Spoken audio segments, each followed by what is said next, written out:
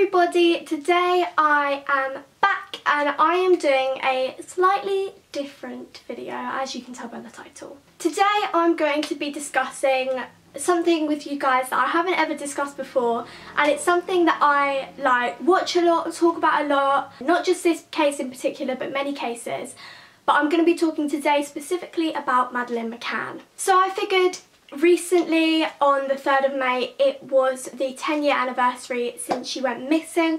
One thing, I'm really not liking this camera angle, I'm gonna change it. That's better. So I figured that I should make a video like this, not to hate on a particular group of people who might have done something to Madeleine, but really just to spread awareness, because some people don't know about this story and some people could hold information. I know I'm only like a small YouTuber, but you know, you never know where things can take you, so I thought I'd make this video. So I'm going to start off with the sort of whole story as it is, and then I'm going to move into different groups of people and theories around them and evidence that shows they could have done something. So, the story of Madeleine McCann's disappearance starts in Portugal.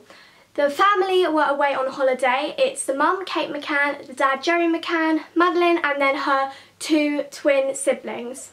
They were all in Portugal in a small island called Praia da Luz, and they stayed in the Ocean Club. The island was such a beautiful place, lots of beaches around, perfect touristy sort of destination, and the Ocean Club was also a really large, nice resort, so they stayed there in a room on the edge. And on the 3rd of May 2007, the parents went with their friends for a meal out in the Ocean Club, which was 70 metres away from the hotel apartment room that they were staying in.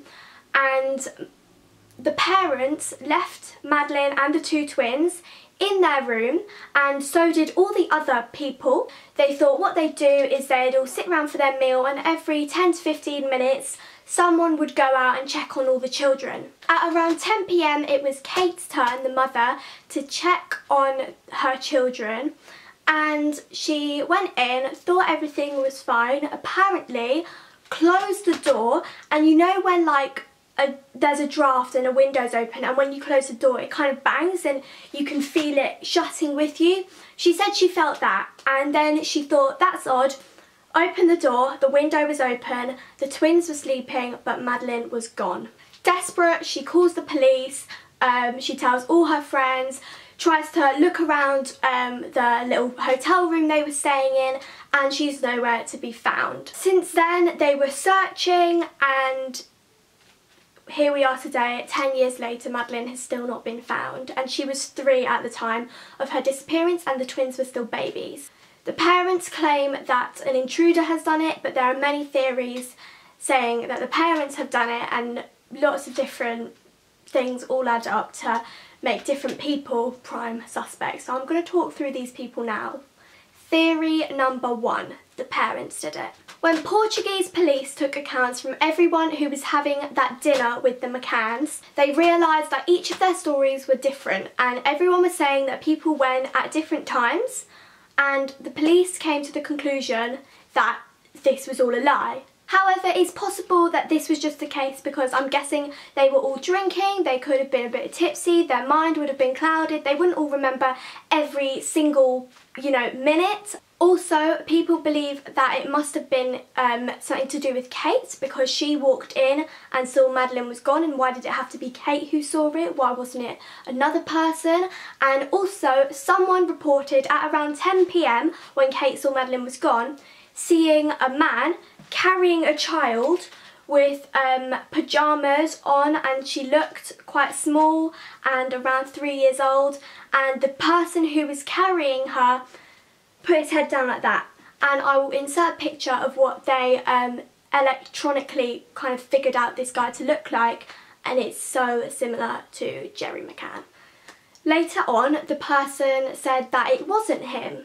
So I don't know. I think minds can easily be manipulated, and if someone, say for example, sees something and goes, oh, that's definitely pink, and then a week later everyone goes, no, that was purple, then your mind will start to think that it was purple, not pink. So perhaps because everyone was talking about this whole case, someone thought, oh, that was definitely Jerry, and then realised maybe it wasn't. But sniffer dogs that can smell the scent of cadaver, dead bodies basically, went into their apartment, and I believe it was around a month after the disappearance, and they smelt the scent of death on the mother, Kate McCann, and also Madeleine's toy.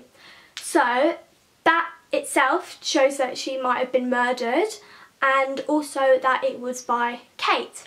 However, sniffer dogs are very unreliable in a lot of cases, so that's why some people don't agree with that. When Portuguese police questioned Kate on why there was death scent on Madeleine's favourite toy, she admitted to them that she had washed that toy. Now some people take that as that she knew that there would be this scent on this toy and she decided to wash it to get the scent off, and she also might have washed herself to do that as well.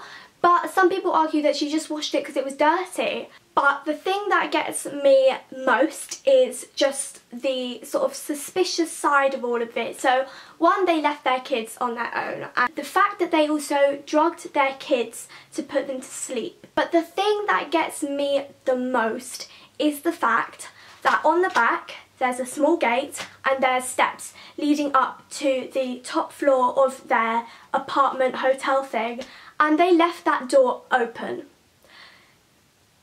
What? Like, if you are going to leave your kids on their own during the night, then lock everything. I just don't see why you would put them in that risk, in that danger. Imagine being the parents and being told that you have killed or kidnapped your child when you haven't. Like, just imagine that feeling.